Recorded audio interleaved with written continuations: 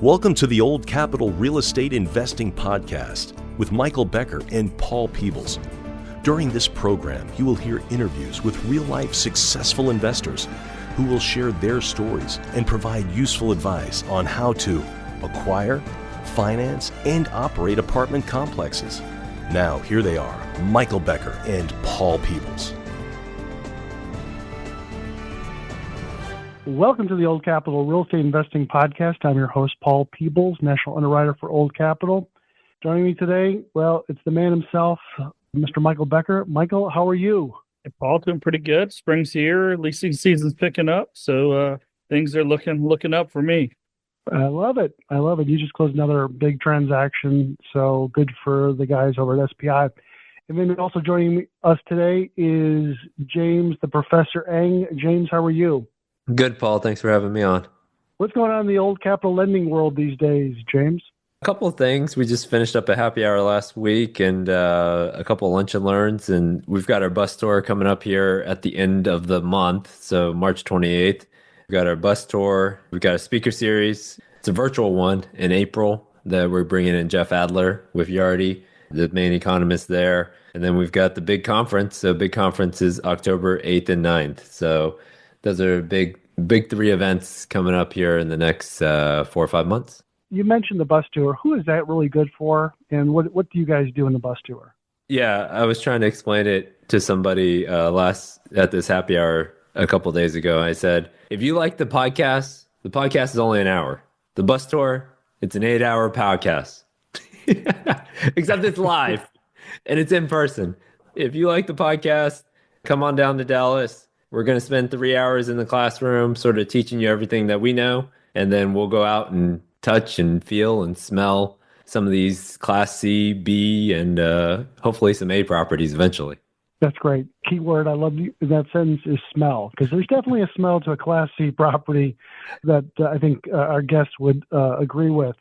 In the podcast today, we have one of our friends. We've had him on before. He tells some great stories with that Texas accent. Charlie Young is with Madeira. Charlie and his group own and manage thousands of apartment units across the United States. And so Charlie is a great storyteller, and we certainly do appreciate Charlie Young with Madeira being in the podcast today. So Charlie, thanks for being on. We certainly appreciate it. Yeah, glad to be here. So Michael, I'm going to kick it over to you and to James. Let's start talking to Charlie. Yeah, Charlie, so I appreciate you coming on. I think we had you on about a year ago, maybe. I should have looked back before we started to record here, but roughly a year ago, and I just appreciate having on. But for those that might not be familiar, what's the real brief kind of version of who you are and who's Madeira and what do you guys do? Madeira is, we've been sponsoring projects since 2008. We started in Baytown with our first deal. We have bought roughly 120 assets from '08 to now, gone full circle on about 80 of those. Just kind of worked our way up the classes from the C's to the B's into the A's, and whatever we think makes sense. It has good value to it, whether it's a value add or a basis buy. So like most everybody else, I think, been a lot slower the last 2 years. The last 2 years, we only bought 1,000 units over 23, 24.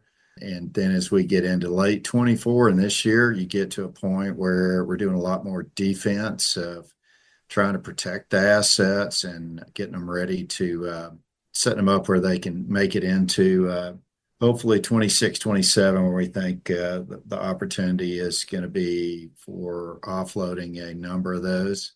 I will tell you, we are in the middle of a recap right now. So there's some that we're going to recapitalize, and that is in process as well. So a lot of defense, a lot of trying to preservation of equity and getting ready for the second half of this year, hopefully to be hit the go button.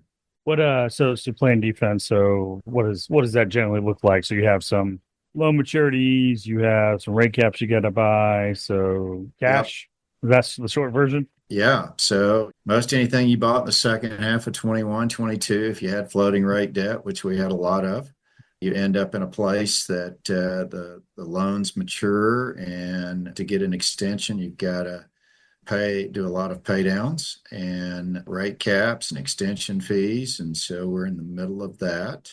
So how's that? So you, like you say, you've done 120 assets. You sold 80 or so of them. Got about 40-ish, if I could do math right, that you own, and some varying degrees of those have maturity issues. And how is that being well received from your investor pool? Because you obviously have had a very long, successful track record. So I'm assuming it's probably a little easier for a guy like you versus if you bought your first deal in 2020. I mean, it's never easy conversations, but how is that being received It may overall? be slightly easier for me, but it is not easy. We've raised equity deal by deal, and so everybody gets in, and we've got a lot of investors those that have been with us a long time, and still you get into places where if you've been in a bunch of deals, it makes it really tough. Last year we got in a really good place where we did a lot of refinances. I think we refinanced 16 deals last year. We got a little bit ahead of the curve. I would say this year we got a little behind the curve. And so we're doing 4 right now on extensions, and it's tough. So even for the person who's been in this business a long time, trying to convey the message that we are in preservation of equity and this is the best thing for your assets, tough. Yeah, and so mixed reaction across the board from no problem to what the hell? Why did we do this? Second guessing Yeah, decisions back a few years ago. it's if you have investors, and we put out a capital call today. We bought a 1,828 unit portfolio from Starwood in January of 22. That has matured. We've gotten a little extra time on it, and we are exercising our first extension. And we sent that capital call out today. And before we got on the podcast, and I had an email from one of the very, very experienced investors. It's been in multifamily a long time. And so, within 2 hours of sending it out, they respond back, yes, our group is absolutely in. For those that absolutely understand real estate, then it's an easier conversation because they know exactly what we've all been dealing with. We didn't get stupid overnight in 21 and 22. We all got in the mix in the middle of what the Fed was doing. And so you have that example it'll be a lot of calls and grinding to try to get the rest of the capital in to do the extension. Yeah. What when you guys are looking at the debt options, so that was an extension, but when you went and refinanced those 16 deals last year, did you go generally bridge to bridge, or did you Did go bridge to bridge. bridge to bridge? Yep. So another 2 to 3 year kind of kick the can, get into 27, 28, and Yep. fight your battles in a better market. Yep. Get to 27. And we did all that without having to tap any of the investors. We created a lot of value in a number of the properties. And last year was better than this year. So we were able to do that. I will tell you, it's funny. We're talking to a lot of institutions right now as it relates to the recap of a piece of our portfolio, and go, what kind of debt would you guys put on as we proceed forward with a recap? And they go, floating rate debt. Everybody wants to be prepared and ready with optionality for 26, 27, and 28. Yeah. Yeah, it seems like we all feel like we're getting there. What are you seeing right now from the capital side of the business? What are you seeing operationally right now in the market, in the portfolio? I mean, we're a couple weeks into leasing season, the way I kind of look at it, and we've seen early green shoots from occupancy and forward trends are popping up. And if that continues to follow through, the rents are gonna follow that. What are you guys seeing kind of across the board? And is that disparate on your newer assets versus your older assets? So the newer assets are doing better than the older assets. We've got a handful of C assets still left, and they seem to have more challenges than the Bs. The further you go up the spectrum, it seems to be a little bit easier. And also market and sub-market location. Our Houston portfolio is doing really pretty well. Houston did not have nearly the amount of supply that Dallas did.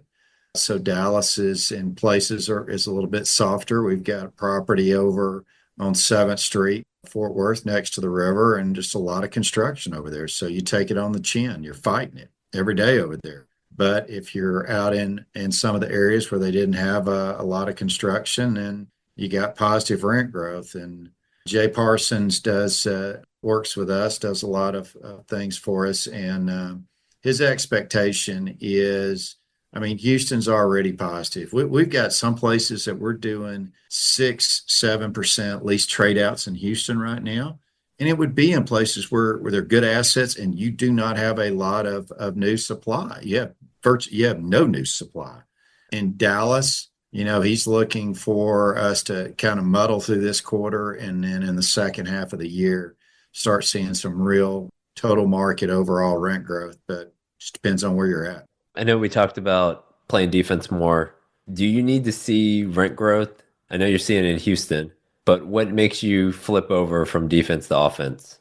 Well, the offense is, we're just so busy, James, with defense right now that I got asked, a broker called me and said, "Hey, are you looking?" I go, "Nope, don't even talk to me."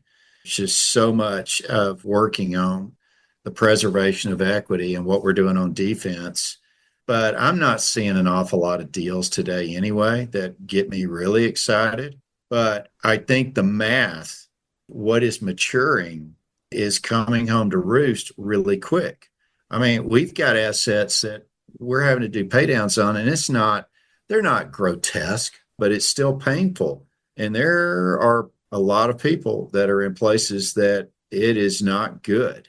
And it seems like lenders are starting to lose some patience as I'm hearing it. And so I think time and the math is starting to work in our favor as it relates to the offense. So we're trying to get our house in order and then get ready to start chopping away. I've always talked about the buy cycle. And for us during COVID, it was the beginning of COVID to the middle of July. After that, it totally changed up.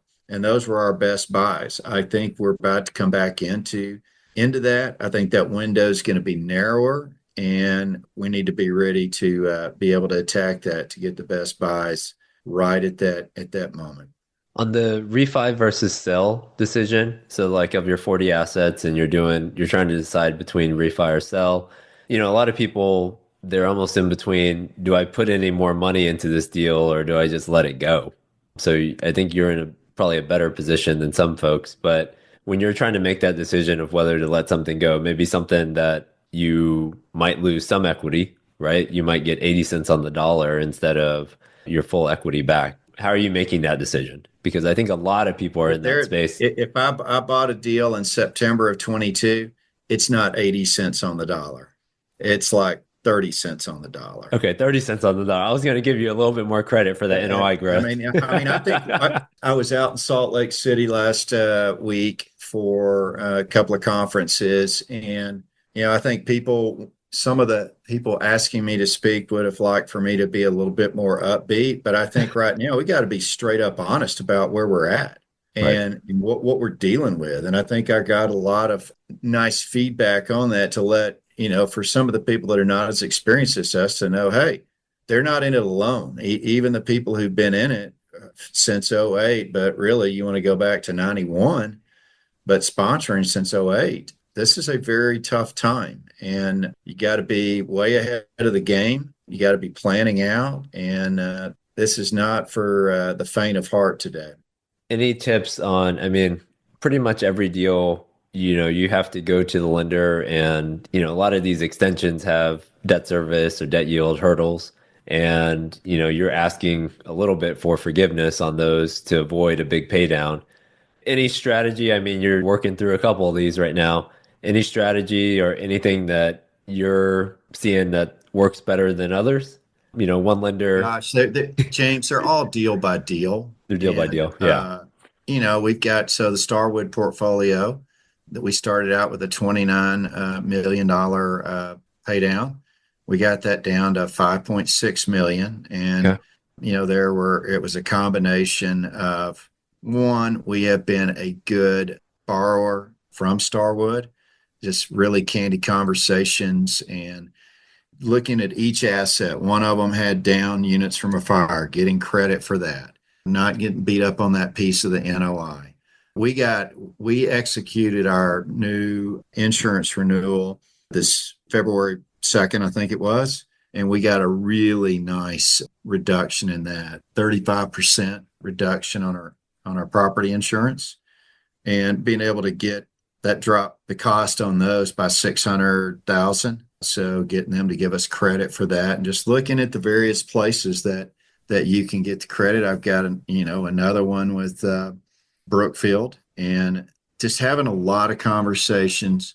Don't hide from the fact. I think whenever the lenders seem to be frustrated when people kind of go dark on them, and each one of them, each lender seems to be very specific, but being candid, having a plan has been helpful for us. And so far, we've worked our way through it. And your 35%, how much of that's driven by Houston? How much of that's driven by North Texas? So it's a master policy. I think it was pretty much even. So Houston's a little higher than Dallas is. The big driver for it was our rate went from 52 cents down to 33 cents. And the other piece was the reinsurers really got very active. There got to be a lot of liquidity in the market, and that was a big driver for that. So is it mainly just the competition and the market, you think, is really what drove the rate down? Not so much any sort of change of policy or Houston being rated better than it was the year prior? No. Our normal renewal would have been April 28th. Got way ahead on this, started hearing about the liquidity, started having the conversation about what if we jump ahead by 90 days, and that's what we did, and got out while at the beginning of the year the lenders were looking for deals, insurance was looking, there was a lot of money for insurance, and so we took advantage of the insurance side of it at the first part of the year. I think everybody's going to do a lot better this year, but being at the front part of the year while they've got new cash allocations helps. Is there any magic right now on the operation side for you guys? I know you said Houston has, negative or positive lease trade outs. Dallas is still tough. Do you guys own anything? Austin, San Antonio, how are those two markets treating you? We got one deal in Austin that is awful, and it's one of those in the Starwood. It was one portfolio. It was one that really dragged down the NOI. And we've got one in San Antonio. It struggled a little bit, but I think we're starting to see some improvement out of that. So Austin's definitely still pretty challenging. Becker, you're big San Antonio. What's going on in San Antonio? I'm seeing Dallas firm up in real time. I'm kind of Jay's camp. I think we see rent growth now, maybe marginally as we kind of enter into Q2. I think it starts kind of accelerating throughout the year. So the latter part of the year should be better than the first part of the year. But I think we see rent growth in Dallas now, let's call it. I think we're starting to see it in San Antonio. We don't own workforce housing. So I think if you own workforce housing, it's probably much more challenged in San Antonio.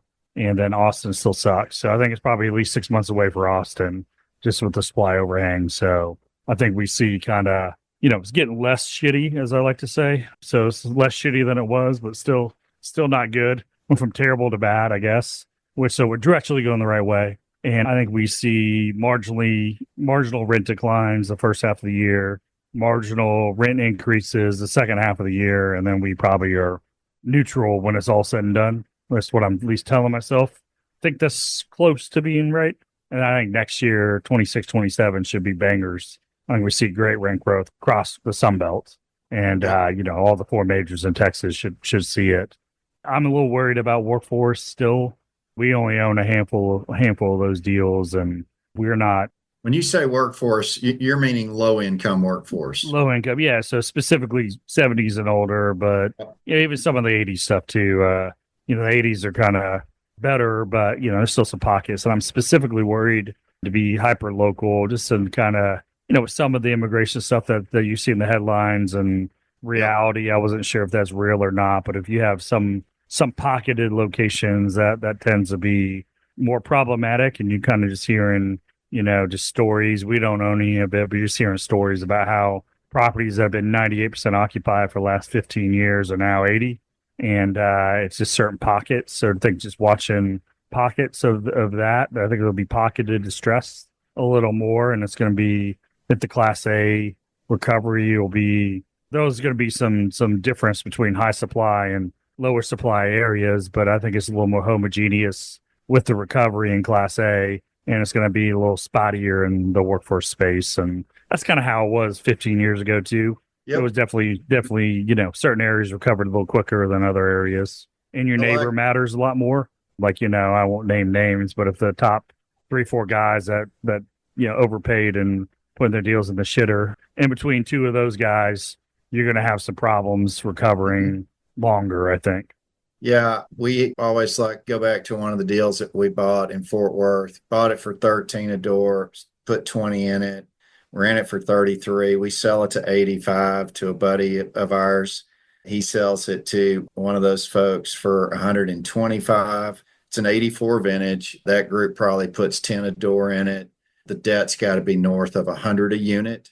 That's impossible. I mean, there's no way to get any value out of that. And so totally on board. And then I think another thing is people have got to be really conscious about what they buy, and are they being realistic about who the next buyer is going to be? Is there somebody there to really pick that asset up? We're no longer buyers in the C minus, the low income workforce housing. We like to call it the middle of the market, the attainable space, and from there up.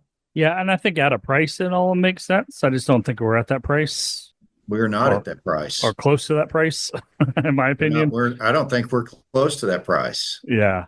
And so I think a lot of it's just playing shell games with, repairs and maintenance that you put as capital items, but they happen all the time and they're below the line. And then that's been the next guy just kind of papered over that with a fresh amount of capital every time it's sold every 2 to 3 years. And now those guys that got to own those deals for 5-6 years with 50-year-old cast iron sewers, those are problems, that happen all the time. So I think that's certainly coming in the marketplace, but I mean, it's just so much liquidity. Maybe it gets papered over, In fact, the other thing that I think on that is I think a lot of the people that are coming into that space totally underestimate what your CapEx numbers got to be. In that space, you're looking at $1,000 to $1,200 a unit to maintain those pipes you're talking about, the ACs, everything else. So it's capital intensive. Yep. So, but at a price, it makes sense. I don't think we see 13 or even 30 a door, but I don't know if that 70 stuff's worth 120 a door, like they're trying to get for them. Seems like we've seen a big push here to be topical of workforce housing deals hit the market the last month, let's call it, post NMHC.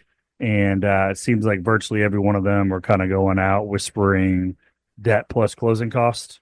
And then I'm curious to see which ones to get it. It seems like the smaller ones got a better shot, but if you got a 500 unit 70s deal or 60s deal and a workforce location, I mean, I don't know how deep that pond is and how many people are there to actually buy it. So I'm curious to see, I'm always continuously surprised with the market. So maybe there's more there than I'm thinking, but seems like that's got to be a pretty shallow buyer pool. I don't know. Well, Michael, are you seeing any guys that are buying these deals below the lender's unpaid balance? I mean, are they charging these deals off to just be possible to make a deal?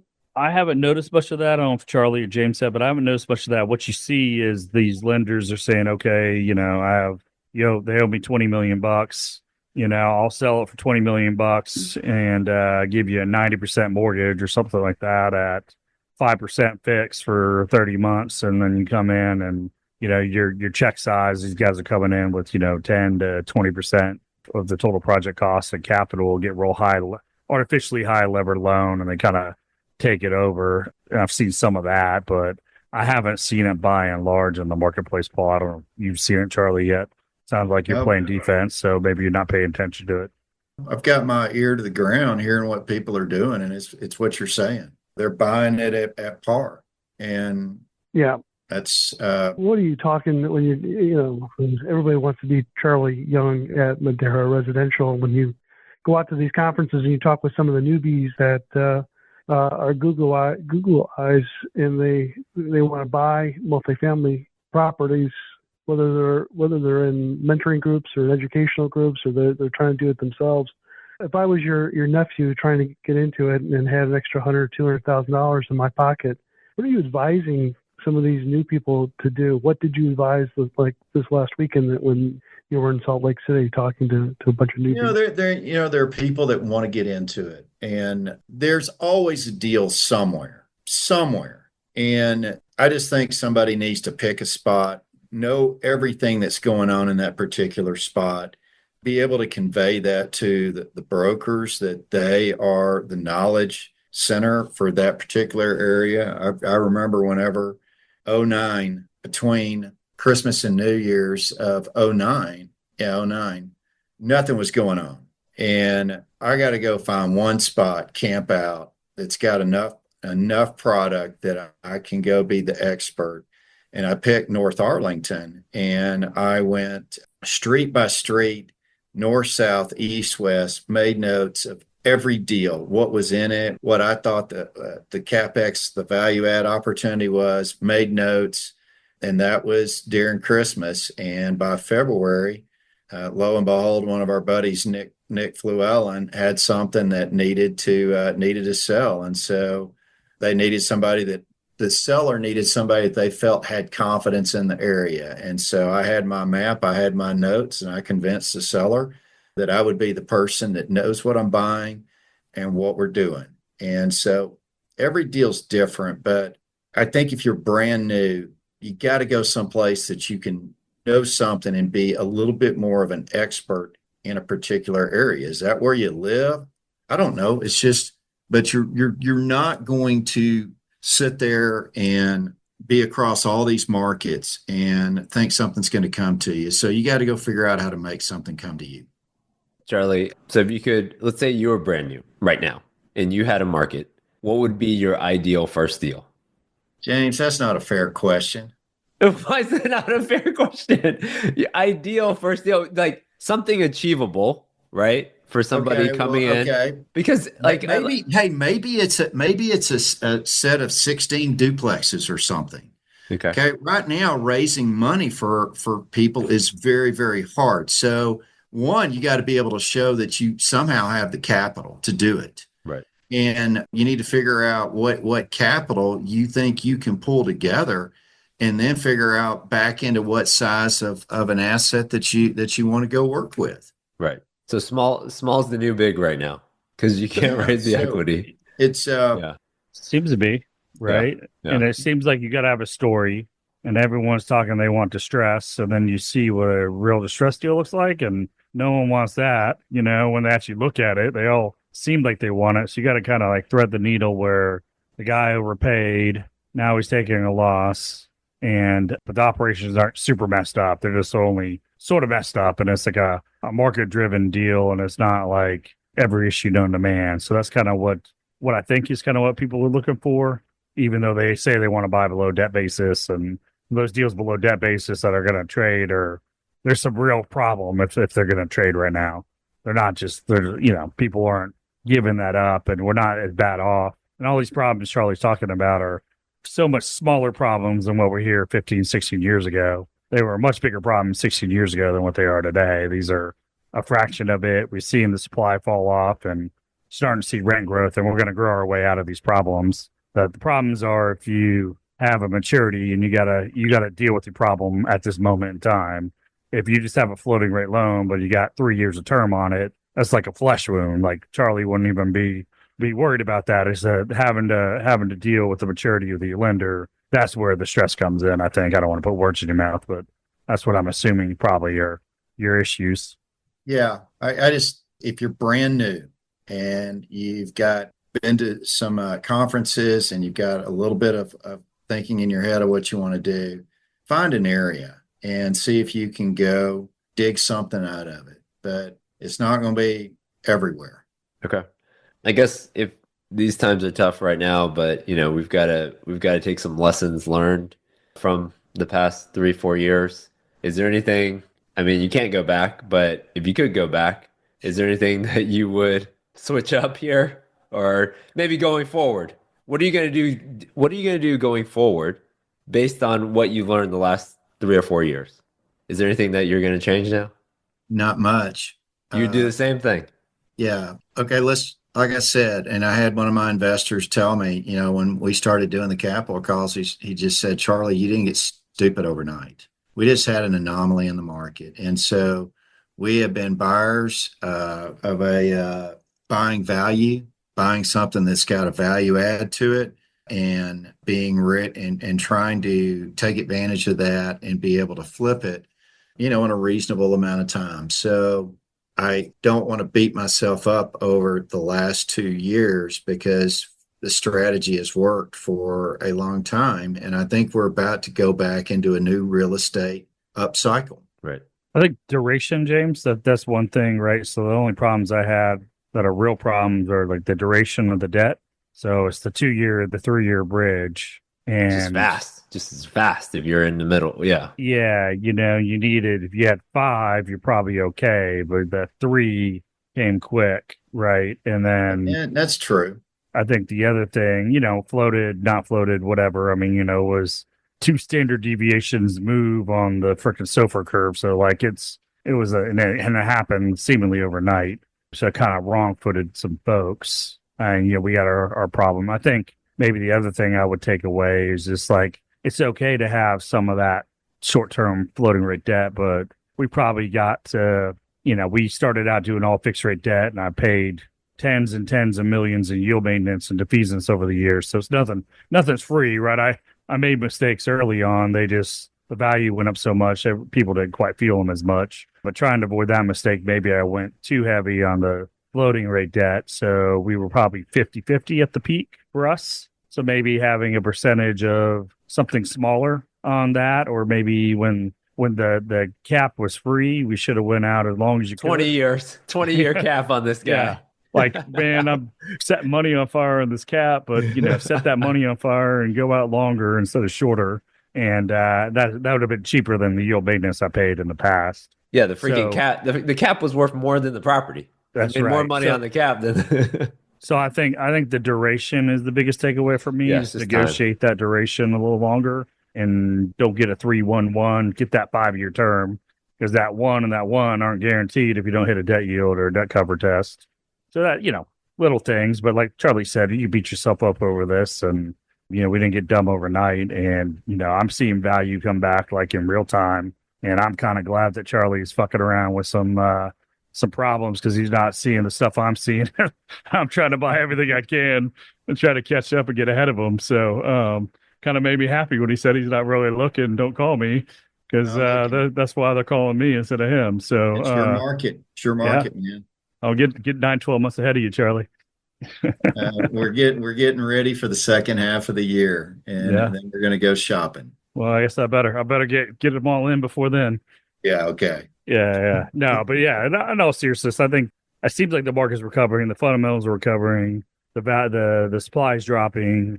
Dallas isn't going anywhere. Houston, Austin, San Antonio aren't going anywhere. It's just getting busier. What do you mean? It's just getting busier. Try to get anywhere in Plano or Frisco or downtown. I mean, it's just, there's more and more people here. They gotta live somewhere. So. And the institutions are back. I mean, they're buying the trophy stuff, and talked to some of our mutual friends in the brokerage community, and they're selling a big, beautiful deal up in Frisco, and it's every 2 to 3 letter institution known to man out there bidding on it. And those guys aren't dumb. They're seeing the supply numbers that Jay that works with Charlie are putting out in the marketplace, and it's just I think we're back. It's just gonna take 6 months for everyone to really realize that we're back, and then it's gonna be disparate and just trying to find the relative value, which is why guys like Charlie and I make money, is ciphering through the world of opportunities and finding the one that's the relative value to everything else that you can add value or is mispriced compared to everything else. And that's why we got jobs, I guess. Charlie, what do you think about these guys buying, like Avalon's the last guy, but Blackstone, KKR, everybody has bought these big portfolios for 4.5 to 5 caps in the Sun Belt. What do you think about those transactions? When I said we're recapping right now, Yeah. that's what I'm talking about. Yeah. They have so much money. Yeah. The money. We have talked to and shown Blackstone, Apollo, KKR, two groups that were working together, Warburg Pincus and SVP. They both have $4 billion funds.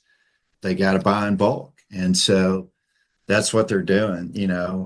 Blackstone will do, one-off deals, and they're such a Goliath, and they're the gorilla that's pushing everybody around. But it's kind of funny because when you talk to them on the side, they go, yeah, we want a 5.5 cap. And then they go buy a portfolio, like you're saying, for a 4.5. Right. It's in bulk. And hopefully we get a little bit of the benefit of that as well for what we're doing. But we're doing that also to end up with a JV partner with go forward money that's got a big name behind them, so that whenever, just like that new person showing up for 16 units, I'm going to be showing up for an $80 million deal, whatever, in the heat of this market, hopefully with a 3-letter name behind us that says this is our JV partner ready to go. And you can buy everything then. That's the plan, right? And we can go shopping. Is there another question before we kind of wrap this up? No, I appreciate Charlie. I think, always appreciate your perspective and see the world similar. There's always a little differences here and there, but appreciate your view and candor on the phone. And it's like these days, every day, I'm sure probably like you, I feel a little bipolar. Sometimes things are good and we're seeing green shoots, and I'm refinancing this deal at neutral, maybe a cash out. We're gonna sell a deal here or there for profit, or we're seeing rent growth and occupancy, and then you turn around and the world comes and smacks you across the face on something else at the same time. So it's not going to be an even recovery. It's going to be pockets of issues here and pockets of issues there. But I think what I'm looking for is just green shoots. And if I got 20 problems today, and then I wake up 6 months from now and I got 10 problems, and I think we're just kind of going in direction. It's not going to happen overnight, but month by month, we're gonna I think improve from this point forward. And it's just like being a freaking cockroach. You just got to survive. And if you just survive it, you're gonna come out the back end. History tells you you're gonna be good. So if you can just protect your capital, be preservation of capital mode, and would you need to be, and if you can also flip your hat and be offensive at the same time and take advantage of the opportunity, it's freaking hard to do, and it's hard to raise money right now. And we're able to, we took a big institutional JV for the first time, bought a deal, sub 160 a door for 2017 vintage and a decent sub market, and the seller had to sell, and they had to go, and they needed liquidity, and we were there and figured it out. So it was friggin' hard, and every deal is friggin' hard. Did you say Houston, Texas? I did not say Houston, Texas. No, a good suburban market in Dallas Fort Worth. Okay. So yeah, it sounds like Houston pricing though, doesn't it? Houston's cheaper for a reason. So, but anyways, it's being bipolar, but just continuing to go forward. And I think those that have the courage or the convictions to take action now, and the recent years, and kind of going forward, that window I don't think is going to be that wide open for that long. This capital's there. So, I think you do that, and you're going to look back at 28 and said, if I only would have, if I only should have bought that deal when it was. And it's freaking hard to do. It's hard to have the courage to go, put your stuff out there, and it's harder to even execute from there. But, I think we're back. I think the rents are there, and I think in 6 months, everyone's going to know that we're back. So those that can take action ahead of that, I think we'll get paid for it. I agree. Charlie's always good for good stories. Whether it was a year ago, he talked about, what do you do on this side of town? You're either buying or selling, when he was out at a crack house when he was trying to buy that. That was a police officer asking me, you don't belong around here. You're either buying or selling. Which is it? I told him I was buying, just not what he thought. And when I told him that, he goes, you're out of your mind. It was that deal that we bought for $13,000 a unit. It's the best story ever. Or it was the other partner that you had on probably the Baytown transactions from West Texas that was oil driller. Says, Charlie, I know about these dry holes. Yeah, So, that was a capital call that I had to go do, and he thought he had lost everything. He goes, "I understand a dry hole." I said, "No, sir. In multifamily, it's not a dry hole till you stop drilling." So in your language, we just need a little bit more multifamily pipe. That's going to cost you a couple $100,000. Any good stories this time around, Charlie? Anything that you've seen in the last, say, 6 months that you thought you laughed or you had a twinkle in your eye when you heard that story? Oh my gosh. That was back those were back in the good value add days. Now that we're doing these Class A properties, it's kind of boring. The only good news is we always used to do due diligence in, it seemed like it was either January, February when it was just colder than all get out, or August, July and August when we were sweating. Now that we're walking these interior halls, life's just gotten a lot easier. Sure has. That's great. It certainly has. Moving up in the world like the Jeffersons. All right. So if somebody wanted to get more information about what Madera Residential does, what's the best way for them to get in contact with somebody in your investment group? MaderaResidential.com. I think we got a link for folks that want to inquire. That sounds great. So we appreciate it. James, thanks for coming along. Appreciate it. Michael Becker, of course. Thank you. And again, thanks very much, Charlie Young with Madera Residential, for spending some time with us today. We certainly do appreciate it. Again, I'm Paul Peebles. Have a great day. Thanks for listening to the Old Capital Real Estate Investing Podcast. Please join us at oldcapitalpodcast.com to sign up for our weekly email updates. We'll see you next week for another great interview.